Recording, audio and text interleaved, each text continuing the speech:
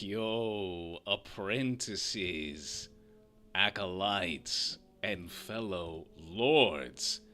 It is so good to see you today coming into the Dark Temple, visited by Mara Jade, Luke Skywalker, and Kyle Katarn, and so many other Force sensitives like yourself.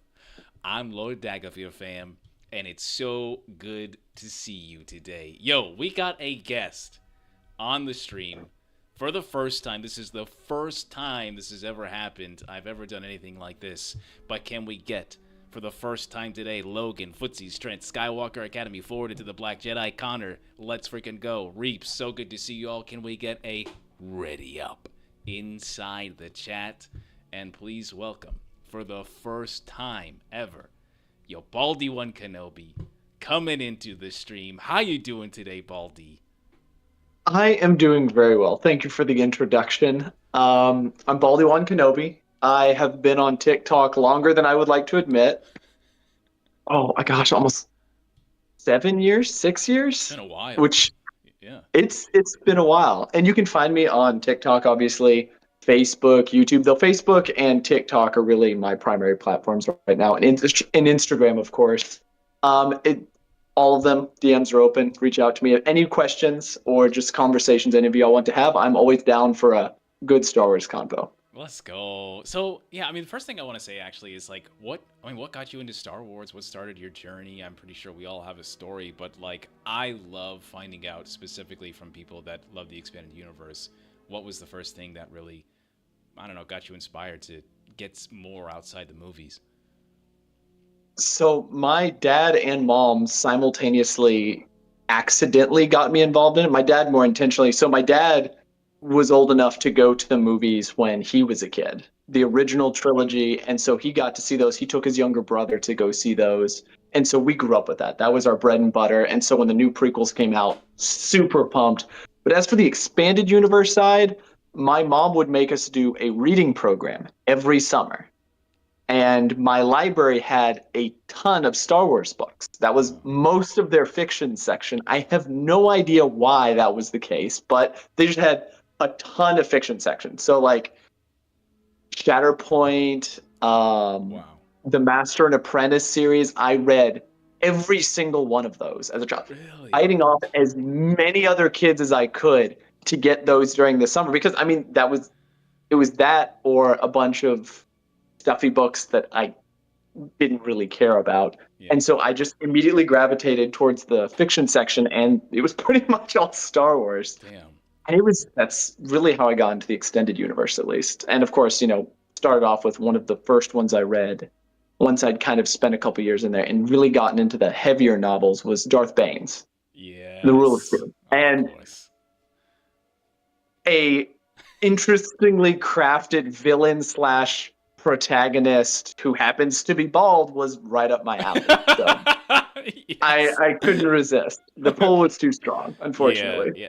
It's so funny too because I feel like that is a lot of people's first books. That the Plagueis novel, and yeah, yeah. It's so interesting too how that book I feel like is adored by a lot of fans, and every era of Star Wars I feel like has certain flaws, but it's something about dipping into the book for the first time outside of the movies is just this whole silly to say, but this whole new world. It really is Yeah, to it is.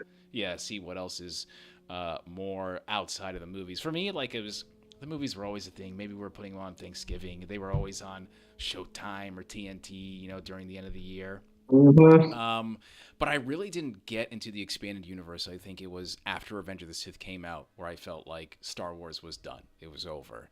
And then I heard about the Dark Empire. I heard about Luke turning to the dark side and almost killing Han Solo and letting Leia be shocked by the Emperor. I was like, what the hell? And I was trying to tell my uncle and everybody that were Star Wars fans, and they're like, not my Luke, and all this other stuff about everything else. So it's funny to see how movie only fans really kind of like perceive and accept the expanded universe stuff. So that's why I think it's so compelling to see everybody's intro into Star Wars, man. Oh yeah, but what is your favorite part of the EU? Honestly, what's I know you always have so many good videos, so much good lore. So I want to know what's Baldywankenobi dipping into all the time.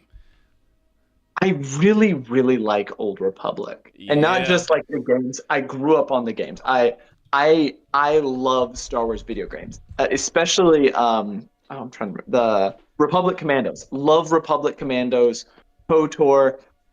I played the original Battlefront when it was released.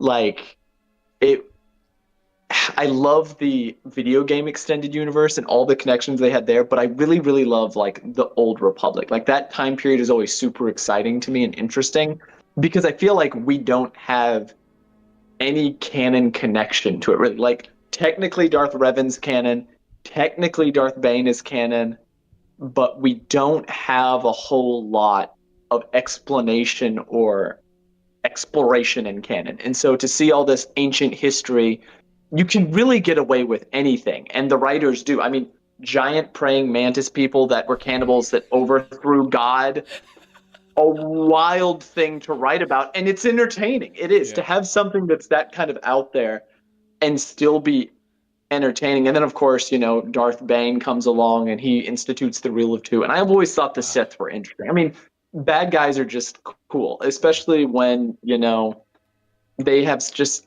arguably cooler powers. Are the good guys the good guys? Absolutely. Always root for them. But Always. there's something about a sick looking bad guy. They've got better drip. Yeah. And Always.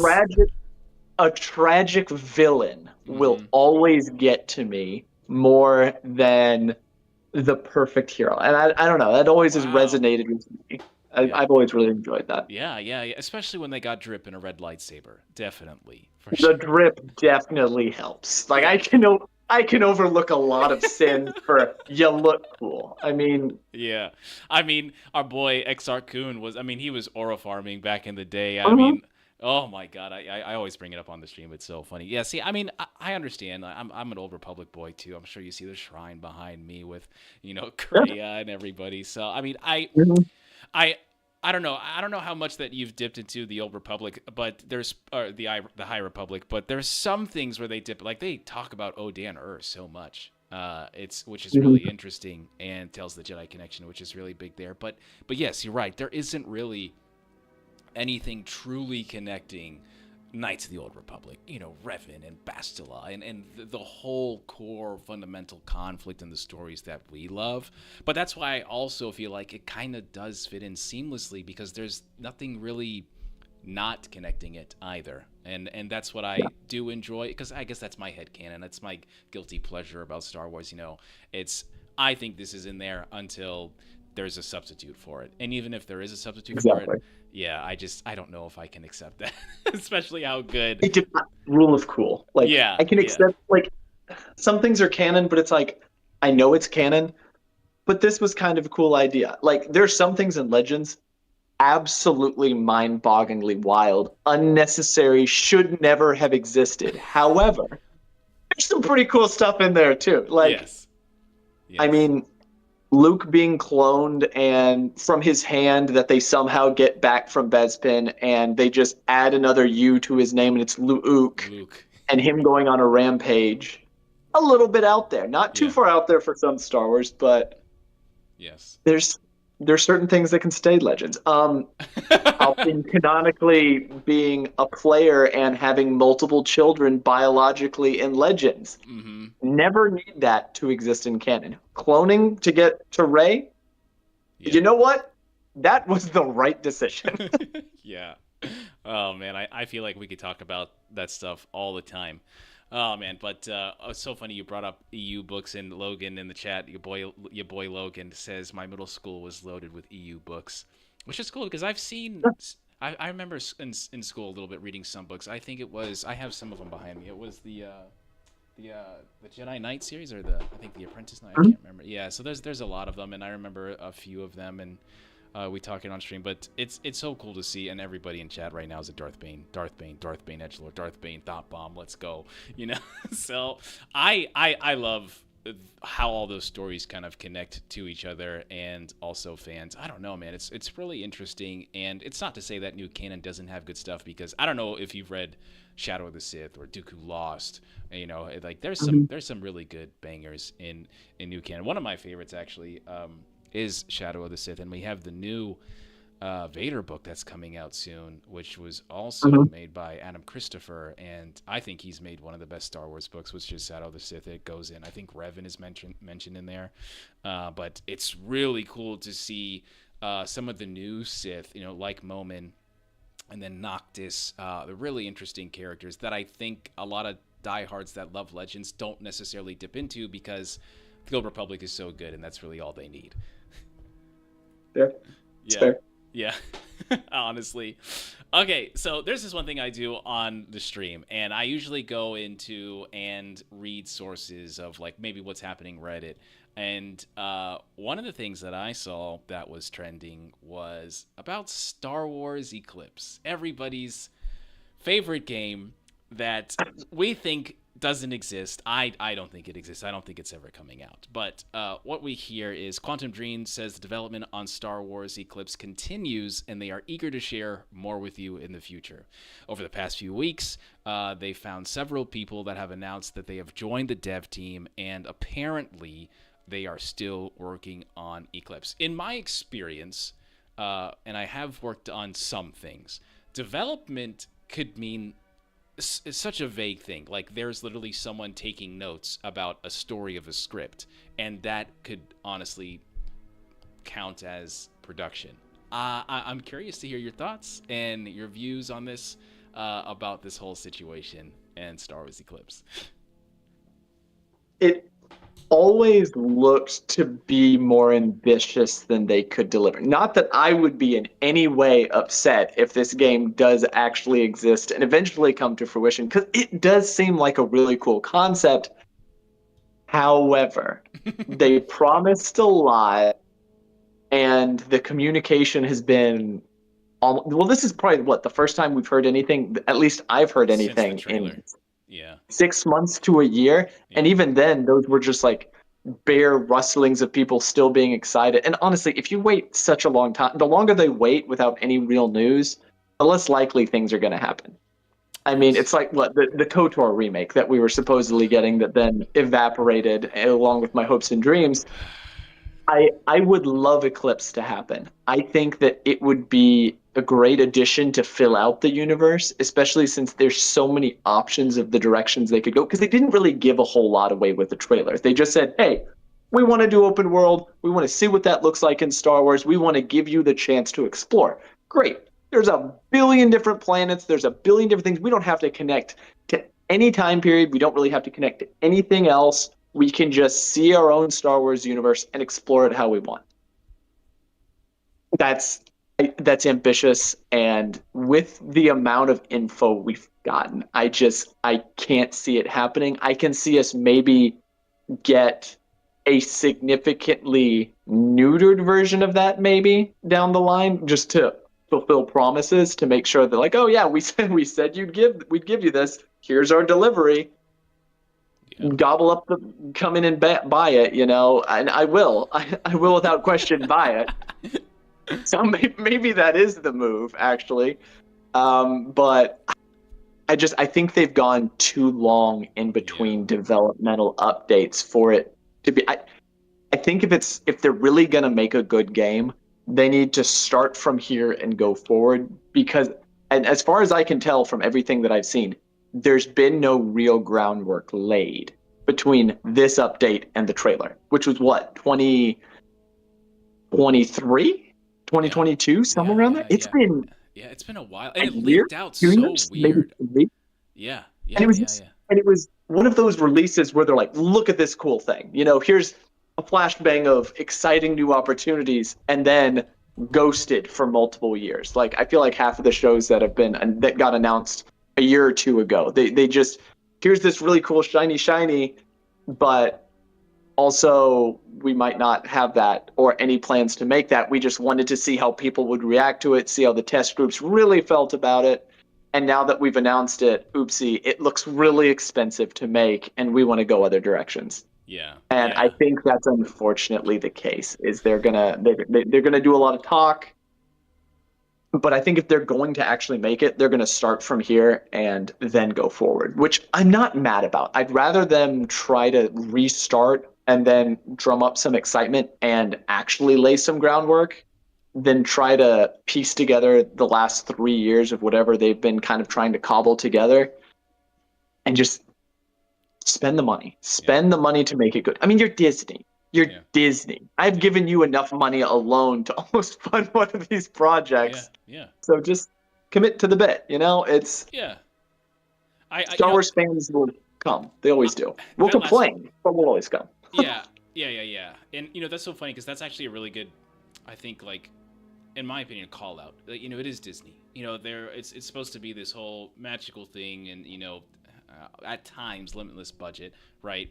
But it seems like they haven't really taken a risk in this medium for Star Wars at all. Yeah. I mean, they have the Fortnite stuff that's going to be coming out, which I think is going to be really interesting. There's a lot of rumors talking about how it's going to be the park, but like in engine and all the characters like available that they've had this game, which is a lot, by the way, because I play that game specifically for the Star Wars events.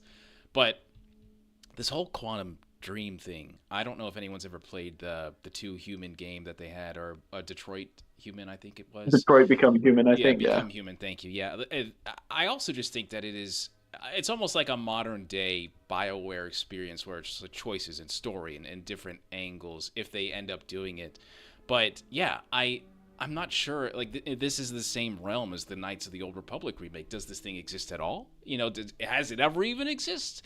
Although I will say both of these games had great trailers. Although Star Wars Eclipse trailer was probably one of the best video game Star Wars trailers I've ever seen. That thing had me hyped as hell. Yeah, I still think about the music that was in that trailer, man, and it's a shame because. I know some of the devs and the team was like problematic at that time, and people were surprised that Lucasfilm was doing anything with them whatsoever. But the potential of the game I thought was intriguing, and I think you're right. I don't know how they're going to budget this out. I don't know how they're going to execute at all, and I wonder if it's going to be a 13-13 situation or a Star Wars Outlaw situation, where if the game does come out at all, it's just nothing of what it was intended to be in the first place. Oh, damn it, man. Yeah, go on.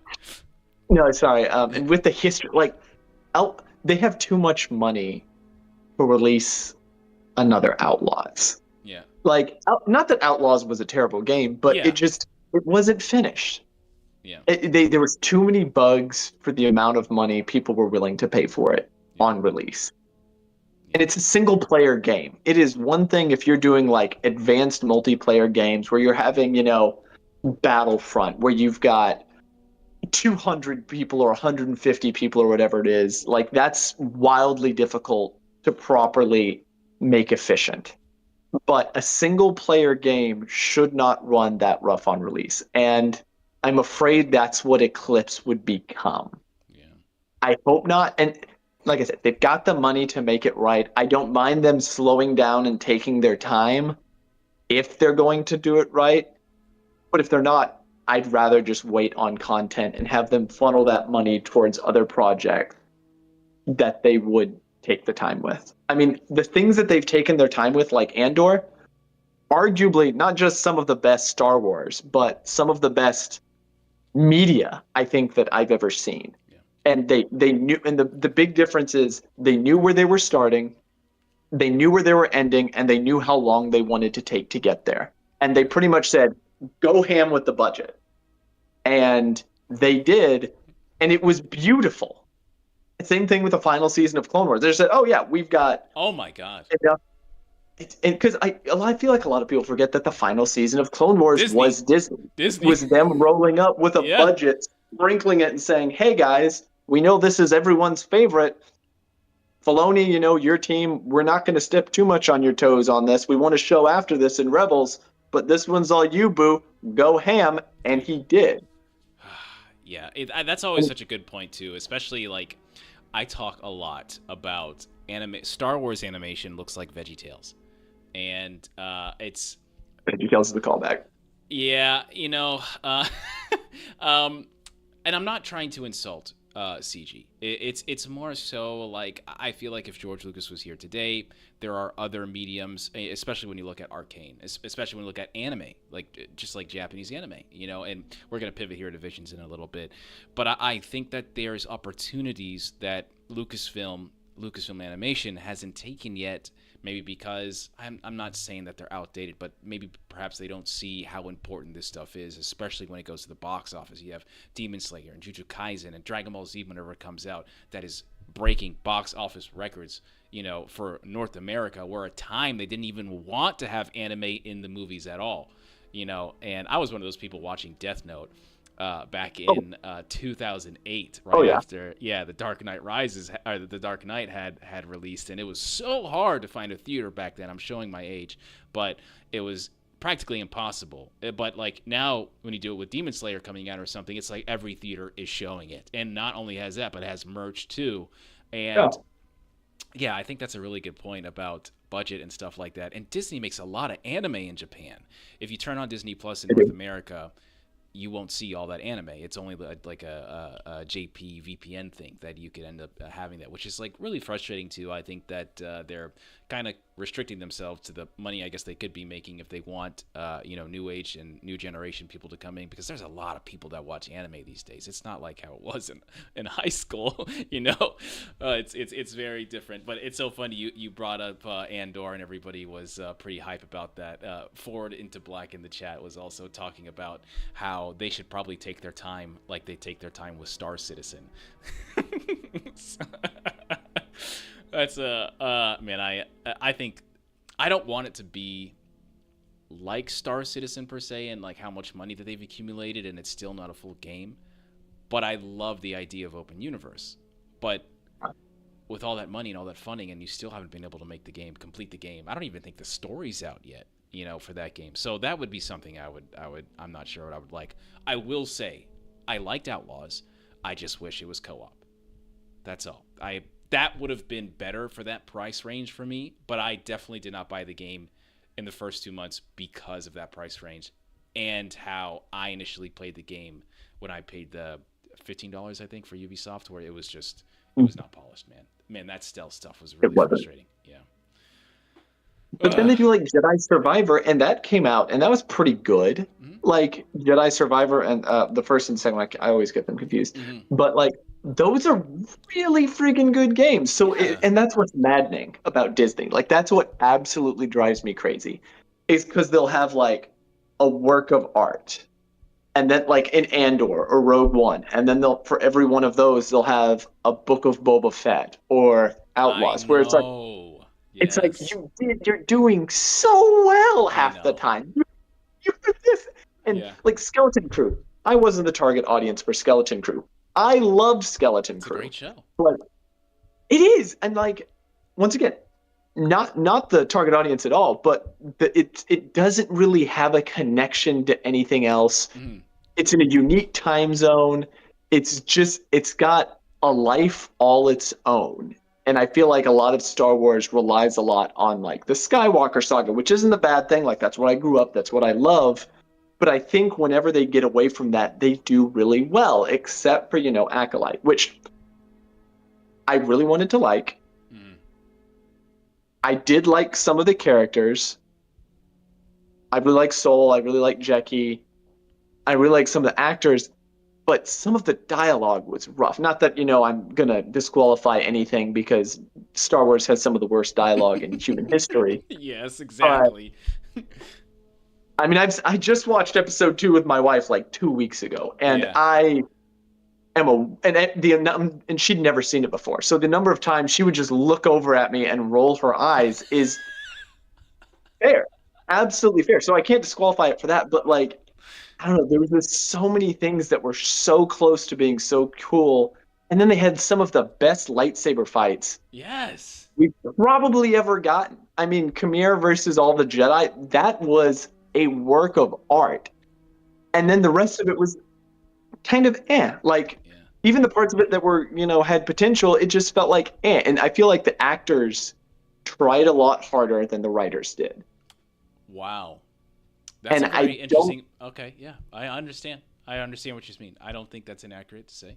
Yeah. I mean, the actor who played Soul, he learned English Just for this role. Yeah, that's my boy. That's my boy. Squid Game, bro. That's my boy. Yeah, I watched Squid learning an Game just for entire him. language. And not just a language, but inflection, all just to play a single part. And then some of the dialogue was just Yeah. ungodly. It was, Yeah, I don't know. it was frustrating. I mean, I think that's why I've struggled with it the most because I watched that with everybody here, as I do the reaction stuff or whatever, the watch party whatever that we do online, and I it's really frustrating because I still want more, as much Yeah, as same. yeah, and I think that's also interesting too. Is like I get really frustrated with it, but I still want more. Like if you told me today that Khmer and Plagueis show was coming out, I'm sat, baby. I'm ready to go. I'm Yeah. so ready to go. And I think that's also the issue because like I was saying, just like you say, for every Andor there is something like this, and we don't like to trash the shows here, but we like to criticize, and there's a lot of people that understand that both love Legends and new canon that understand that too.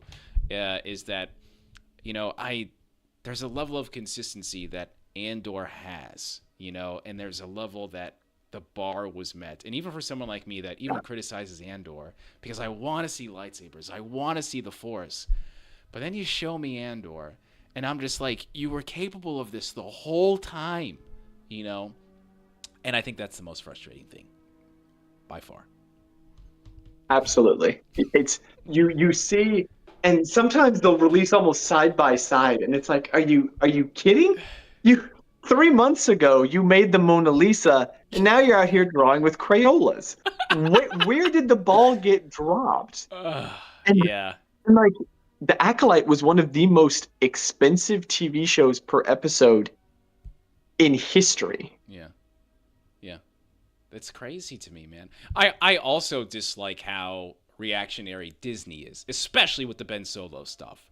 Yeah. You and I have talked off screen about how we feel about the sequel trilogy and everything, but there's still bits and pieces of potential, just like the Acolyte.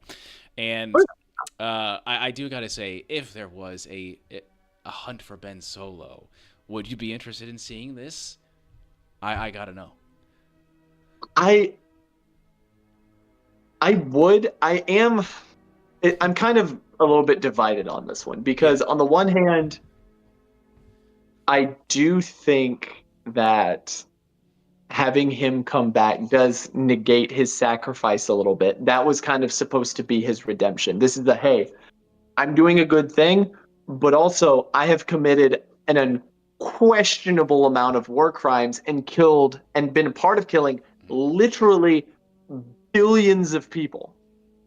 Maybe that redemption in the end is all that he gets, and he shouldn't get another chance. I was okay with that kind of being the capstone, to kind of go and try to flick that capstone off and move forward with he's going to fight for, because I would have to assume the only thing moving forward would be him trying to gain his redemption in some way.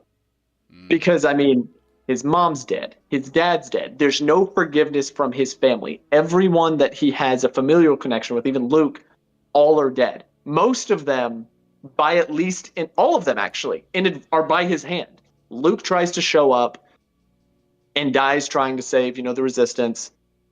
His people shoot down his mom. Yeah.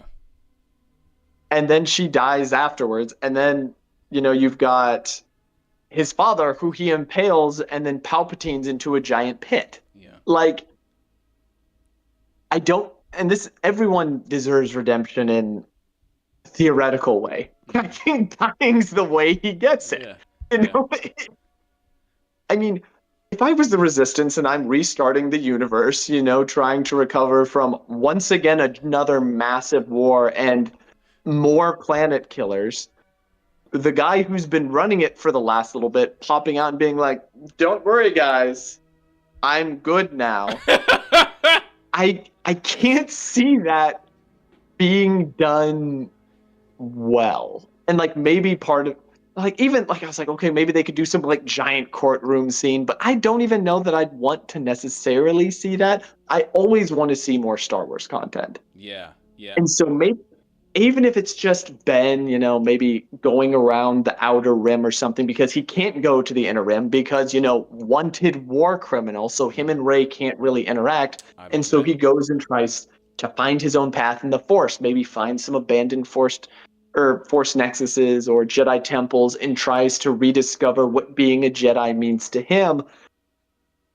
But it still does feel like a little bit like that sacrifice is for want. I mean, are there ways to bring people back in Star Wars? An unquestionable amount. Grievous is a pair of lungs and a heart flowing in his own juices, and some eyes and a brain. That's pretty much it. A few critical organs in a sack surrounded by armor. Vader should not exist or be alive. Darth Maul was literally dissected or bisected and survived. I mean, bringing him back physically, not the worst or weirdest thing Star Wars has done. I just wonder about the ramifications about how that would affect the rest of the galaxy, how Rey would even react to that, because he does have, some deeper understanding of the Force because of his training as a Jedi. He's been trained significantly longer than she has. So having him kind of step back from the dark side, could he be a teacher? Could that be how he redeems himself? Should he be a teacher as someone who fell and is still trying to discover what that means? That they could do a lot with it. There's a bunch of different paths they could take, but I'm still a little bit biased towards the direction that maybe they shouldn't. But I would have rather they decided that in boardrooms and not release that, rather than kind of be like, hey, this is a cool thing we're looking at. Oh, by the way, that doesn't exist. Exactly. Sorry, guys. Like, to let it get to the point where they've got the storyboard written, they've got the pitch, and they've already gone through a lot of the legwork to get it going. And then actually at the very last box saying, actually, psych, we're going to press Alt-Delete on this. It feels a little performative almost. Like, oh, see, we didn't really want to do this because we listened to you guys with Palpatine and he just returned, so we don't want to do that again. And that sounds really complainy because it's exactly kind of what they would expect. But I don't know. I feel like we've gotten to a point where Disney is too concerned about what the fans want. Yes. And what they don't like. And what they don't like. They will never like anything. Yeah. When the prequels came out, they hated it. Yeah. When Clone Wars came out, they hated it. Yes. When Ahsoka was introduced, they hated her. Preach. When Hayden Christensen was introduced, they hated him. Now, he was the worst actor ever.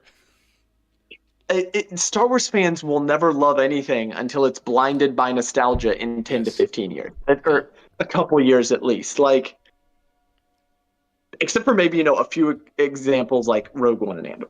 But everything else, for Vader. Oh gosh, yeah. You throw and I feel like people are pretty pumped about the Maul show too. The Criminal Shadows and all that, like Shadow Empire. I can't remember exactly what it's called. Yeah. But Star Wars fans will not, especially not all Star Wars fans. You'll never cater to all Star Wars fans. No. So they need to take a couple different paths, create a couple Andors, create a couple Mandalorians, and have them going side by side. You'll never cater to all the audiences at once, so just make something for each different subgroup, and it'll probably be fine. You've got Andor for those that are actor and adult thriller. You've got, Mandalorian for those that are a little bit more lighthearted, though it did start out a little bit grittier at the beginning, which I preferred a bit. Yeah, I love it. But I mean, they very quickly try to pander whenever they can, and I don't know that that's the best idea because Star Wars fans are just so dang picky, and I'm one of them. Yeah. So it's not like I'm excusing it, but I wasn't one of the people that wanted Andor. I remember thinking when it first was announced and think, man, I really don't think I'm going to care about this. Right. And then they released it and it was beautiful. Same with Rogue One. Both of those, when they were announced, I was like, man, I could not give less of a crap about either of these. And then I saw them and I'm like, wow, this is the most wonderful thing that I never knew I needed. And I Yeah. really didn't need it, but dadgummit if I'm not glad that they Yeah. made it. Exactly. And like you said, I don't see them willing to take those risks like they did with Andor, like they did with Rogue One. Book of Boba Fett's a perfect example. They saw something, they're like, we're gonna play this as safe as we can, we're gonna make Boba Fett as family friendly as we can, and we're gonna introduce a bunch of people that are like Cad Bane, who are fan favorites that we know we can play it safe with, and people be like, yeah, no, there's that cool person that we love, instead of trying to make it its own thing. And not that I would love more Book of Boba Fett, Yeah. but it's Same. just they didn't risk anything with it. And with that, we got what we got. You know? Yeah, yeah. It's funny about the risk, and that's why I feel like they need to just stay committed. If you're developing, a Ben Solo movie after he was killed off, then effing do it, bro. Because Anakin Skywalker is my favorite character. Kylo Ren is my second favorite movie character. And one thing I love in all the expanded universe is Eula Keldroma. And I think that Nomi Sunrider is another character. Tales of the Jedi, of course, Old Republic stuff, old dogs here, But the thing is like, I never got to see Anakin Skywalker atone. He just died. I don't want Kylo Ren to just die too after killing trillions and billions of people. Sure. I love characters that suffer. Zuko is one of the characters that is not a Star Wars character, but from Last Airbender, I think has great character development. Vegeta, another character, Dragon Ball Z, has great character development. I want someone to not only knows that they are not worthy, but everybody else understands that they are not worthy. And I want to see this guy go through this judgment and do everything he needs to and more, and maybe still not be redeemed. And then, which I also love in Dragon Ball Z, if he does come back, which I do think that he should, because I think that there is the story isn't finished, especially with Rey and Finn and whatever else that they're trying to do, And I think now that you're not having to tell a story of Luke and Han and everything else, you can actually just tell a story about them and where it's going. Just like the expanded universe, which we don't really get a lot these days, I think that there's a story to be told there. Is the hunt for Ben Solo going to be in the entire realm of the Force, and everybody is going to be the court and him figuring out how he's going to get back? And then, okay, Anakin Skywalker and Luke are there, and they say, listen, congratulations, because you gave up your life, which is something I didn't do. I just protected my son before. We're going to put you back.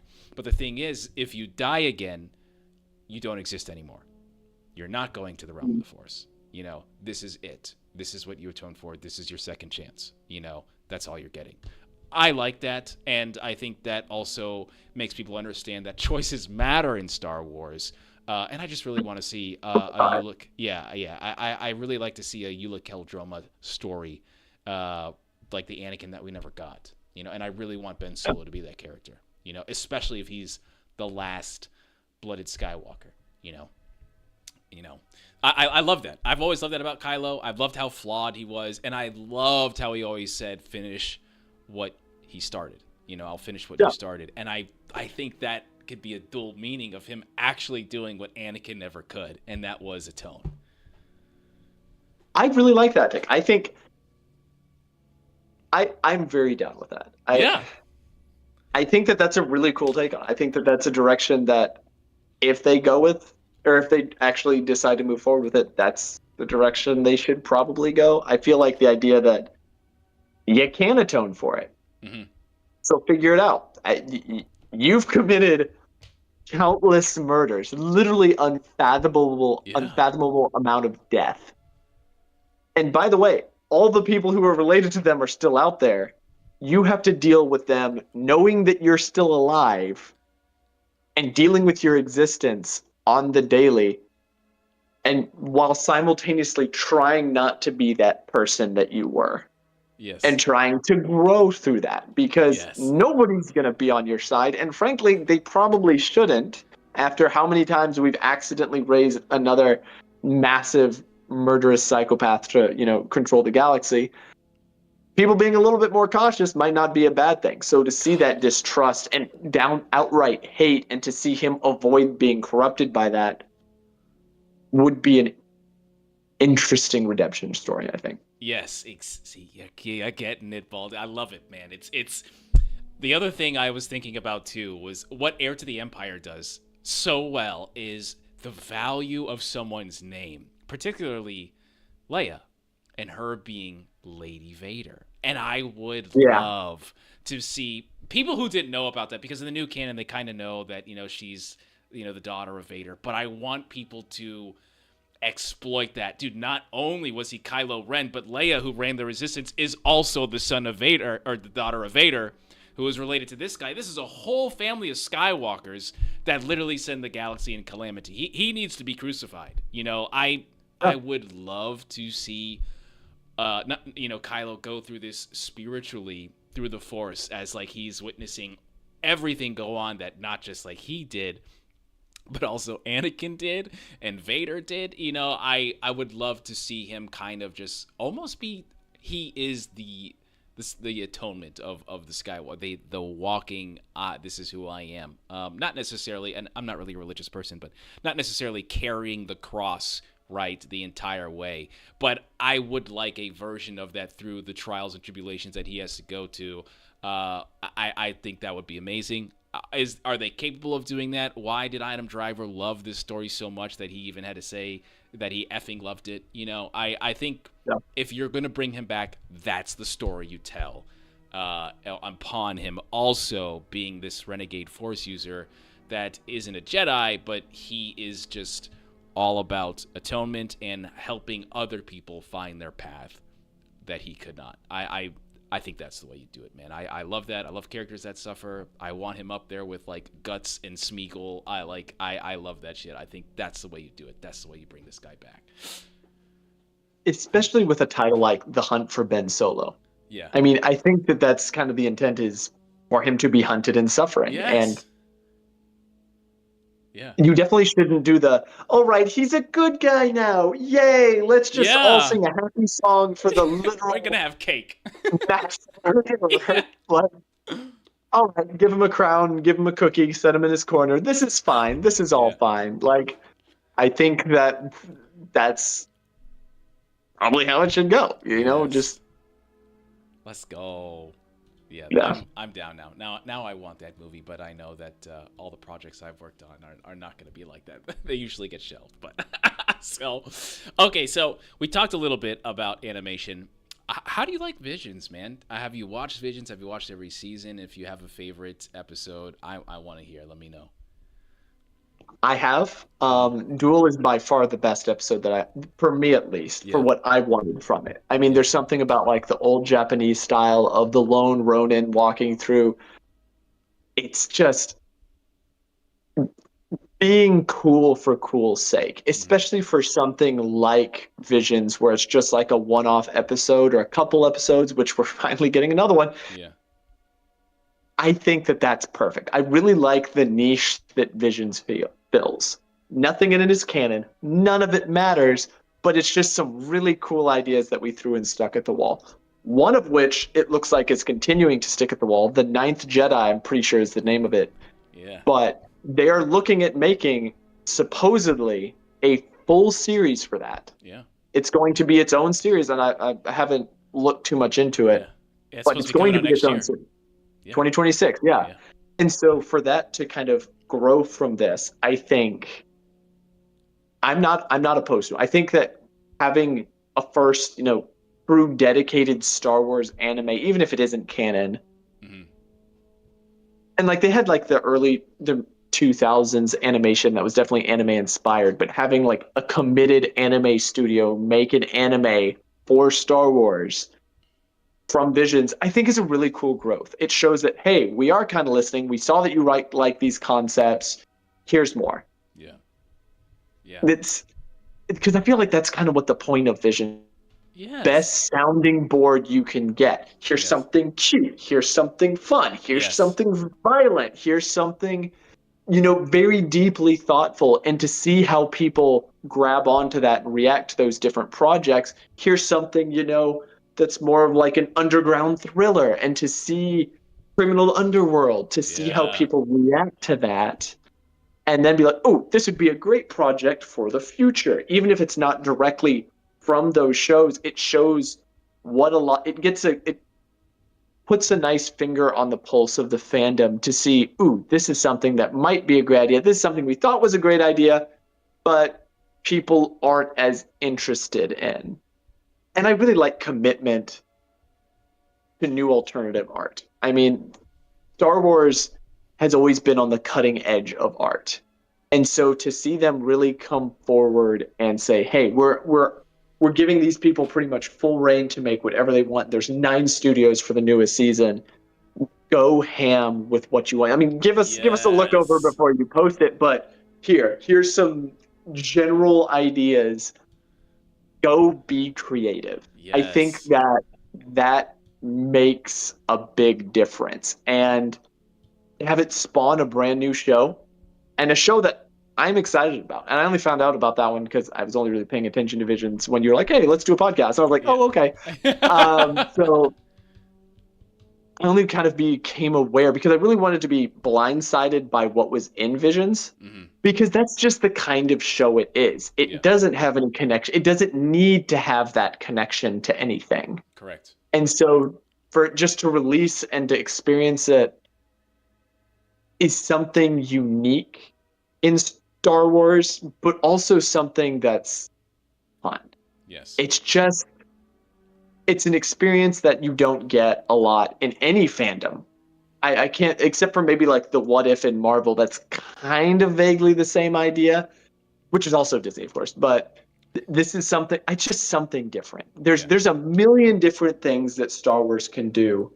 And this is one of the things that I'm happy they're doing. It's, Yes. even if not every single one's a hit for me, like, I mean, people that I know who have younger kids are like, "Oh, it's great because they've got this animation, and I Yeah. love watching this with my kids, and my kids have seen it 14 billion times. I Yeah. wish we had an entire series dedicated to this one weird character from Visions or this character from here." It's, Yeah. on the one hand, it kind of leaves me wanting more, but on the other hand, they're still giving me more. So Yes. I'm Exactly. not upset with that, you know? Yeah. Yeah. That's why I love Visions. It's the risk that I've always wanted them to take. And Yeah. I love anime. Anime's cool. I'm a Yeah. weeb, bro. I've been watching since Escaflowne and Pokemon back in the '90s. So yes, I dig it, and I also feel like people don't understand. There's a lot of people that are involved with it too. I feel like while we only have 3 seasons of Visions, and one of them is coming out tomorrow, and 2 of them are anime. This is where I'm talking about where like maybe perhaps we start looking at these characters differently. Ronin is a fantastic, fantastic story. It has insane action. You have a very compelling character with the Ronin, a renegade Sith who's no longer a Sith, atoning in some way that we never really see in Star Wars movies. We were just talking about Ben Solo, and he's going around accumulating and acquiring red kyber from all the other Sith that he encounters, and I think that is awesome. Yeah, go on. No, I was just like, cinema. I mean, Yeah, exactly. Yeah. That's exactly what I was actually getting at. It's like, I think that we should probably start moving the ones that we love into movies. I think that you should bring them into the theaters and have a theatrical release. I would love to see a Ronin story that is maybe 3 movies or something like that, and it's completely different. It's gonna get the people that love anime, in Japan and everything else. I think that's the way you do it. I also love my boy Connor in the chat, the Village Bride. I think the Village Bride NF's character is amazing. I think that's a character that can go so well into the new canon, and also I kind of see her story as kind of like the Darth Bane of Jedi, where maybe she starts to do things her own way. Maybe she can understand, find holocrons, and not just from Jedi but also Sith, and maybe have her own view of what the Force and the Order should be, and go off into a whole other galaxy and start something new. I don't know. I just love those characters, and that's just the beginning. Elder was really cool. I love the Master and Apprentice. Did you see that one? I saw all of them, but Yeah. the names don't necessarily Okay. connect all the time. Yeah. That was the one with the I have Master and seen them. Apprentice and the old The scrungy old Sith who looks like a yes. dried out sponge. Yeah. That one I love too. Yeah, that one was good. I would love a series on that. Funny enough, the director actually came out of retirement to do that story because Star Wars was actually the thing that made him want to get into animation in the first place. So, like, there's a lot of history with these stories, and I don't think Disney does a really good job at promoting these stories because I think that they're extremely important, and it's kind of like a full circle. There's so much of Japanese culture that's inspired into Star Wars and put into Star Wars, and I think that this is a great thing that we have. I think they should have done it earlier, and the Ninth Jedi seems like it's just the start. I hope we get more. I hope they don't just do the Ninth Jedi because there's just so many characters, man, and that JP storytelling and animation. I think this is the way to go for Star Wars. Telling me, I would actually start doing canon stuff like Clone Wars. Maybe I wouldn't get too ambitious per se, but I would really start to see what characters people love and what is maybe the most watched for. I mean, there's something about the duel where people that don't even like animation like it and love the character. I think that's just too much of an opportunity to pass up and not make something out of it. My dad's like 68, Yeah. and he was just like, "This is cool," Yeah. and we're gonna get a Twi'lek whose prosthetic has a lightsaber Oh built into it. yeah, man. Unnecessary. No reason this should exist, but this is the perfect place Perfect. for it to exist. I love It it. doesn't affect anything. It doesn't matter. But it's I feel like a lot of this just has a good heart to it. Even if Yes. people, it's just it comes full circle in the it probably shouldn't exist. I don't need it to exist, but I'm really glad it does. Like the umbrella lightsaber from season 1. Is Yes. that kind of dumb? Yes. Yes, and I hate the Rebels helicopter lightsaber, but I love this. I don't know Yeah. why. Yeah. I I, just love this. yeah. Same. I'm watching Rebels right now with my wife. Yeah. We haven't gotten to the helicopter lightsaber yet. Yeah. She's seen it spin, but she hasn't seen it fly. And when it spun, she was like, "That's kind of dumb." And I'm like, "You ain't seen nothing yet." But it just this is the perfect place for all of all of Star Wars is fantastical and wacky, Yeah. but just the really weird, over the top stuff. Like this is where that needs to live, and they're doing a good job allowing that to grow and live in this space. And I hope that doesn't stop. Like with them taking certain paths and deciding, yep, we're doing more Ninth Jedi, we're doing, more on the duel. I hope they don't lose that. I Yeah. have they're giving me a lot of confidence, and I really hope that it's well placed. I have a lot of faith in what they're doing with this. They for season 1 and season 2, they really hit the mark in what they were attempt with the vision Yeah. that they had. Yeah. And so I hope they don't lose sight of that. Yeah. But That's there's it. no indication that they are. I just, with them taking a more focused paths on some of these projects, I Yeah. hope they still leave room for that exciting growth and new opportunities for stories to be told that we haven't heard yet. Yeah. I agree wholeheartedly, and I think that from the work that I've seen done with these studios and some of these people, and they themselves, the studios, want to do more.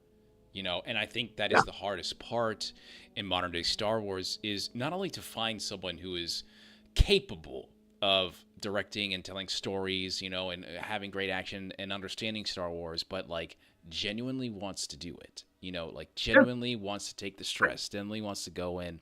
And I think they're right there, man. And I personally feel like this season is going to be the best season that people have seen. Because I've seen some stuff, and I'm telling you right now, my personal opinion, I think everything that I've seen from season 2 surpasses season 1. So, and I think the duel is very hard to surpass. I don't think anything will ever surpass the duel. and The Village Bride and The Elder. La Pinocho was actually pretty solid too, and even The Twins, which is like the really crazy one with the girl, the blonde haired girl that does the General Grievous impersonation. That one was unnecessary. Glad yes, it exists. outrageous, but outrageously ridiculous. Yeah. But it was fun, and I actually really just started to like that after I saw it, because I wasn't into the whole how obnoxious it was, but it was anime, and then I really started to appreciate it for what it was. So, or the mech starfighters in the new season. I know. Like, yes, I know. You know what? On the edge of my seat for a minute, because this will be the only moment in that this exists, and probably for good reason. That's the kind of stupid thing. Not stupid, but that's the kind of weird stuff that like 13-year-old Chandler would come up with and be like, man, that'd be cool if we got, a magical girl Star Wars. Yeah. I love it. Yeah. And now it's made by an actual set of artists to come forward and make this thing from just a creative and imaginative direction. I never could have. 5 years ago, I never would have imagined any of this existing. Yes. And I'm so grateful that it does. And once again, mech starfighters, ridiculous. Japanese Ronin, Sith turned still kind of a Sith, but less Sithy, but still wildly violent, like John Wick of Sith. Like it's just it's. Did I need that? Yeah. Actually, I kind of did, and I didn't think it would ever get a chance to see the light of day. Yeah. And here we are. Yeah, man. I can't wait for everyone to see season 3. It's gonna be really fun. I can't wait for the internet to react to a lot of the new stuff, especially the short that's called Black. That one is. I think that one's going to talk. I think that's actually gonna be the most talked about one. It's very interesting, I will say, but I think it has a really good depiction, and I can't wait to see people's reaction. But that's the type of stuff that I think that you wouldn't get from American directors and writers. I think anime is extremely influential, especially when you're talking about like Pokemon and Dragon Ball Z and things like that. There's a reason why that anime exists today, and is still so hard to beat. So we'll see what happens. I cannot wait for the 9th Jedi series. I cannot wait, and I hope that inspires more, man, because as my boy Jedi Connor says, Star Wars is a buffet, man, and I am starving, and I just want to feast, baby. So let's go. Yeah, dude. That's all I had for today, fam. Is there anything else you want to talk and bring up, ask questions about outside of that, man? Let me know. I feel like we covered. There was one last random factoid that I wanted to throw back in there. Because Vader is, his armor was originally based on samurai armor. Like, that's the design they took, was at least heavily inspired by Japanese samurai armor. So I think that this kind of being a callback, having the animation Japanese directors come in and the Japanese studios make this content is a great. I feel like a lot of people are like, Star Wars is kind of being bastardized a little bit here.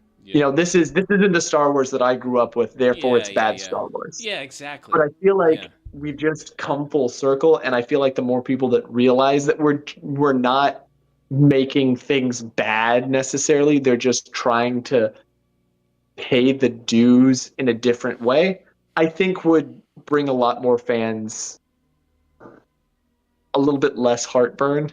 Yeah. But I feel like we're in a good place, and I'm really excited to watch it tomorrow. Yeah, exactly. It's right there. Yeah, it's what I always say in the Starlight Pod, which we need you on, by the way. I'm definitely going to talk to Johnny and Connor inside the chat right now to bother you some more. But I have my criticisms about XYZ project, man. But that will not ever stop me from getting hyped and getting excited about this shit because I love it. Yeah.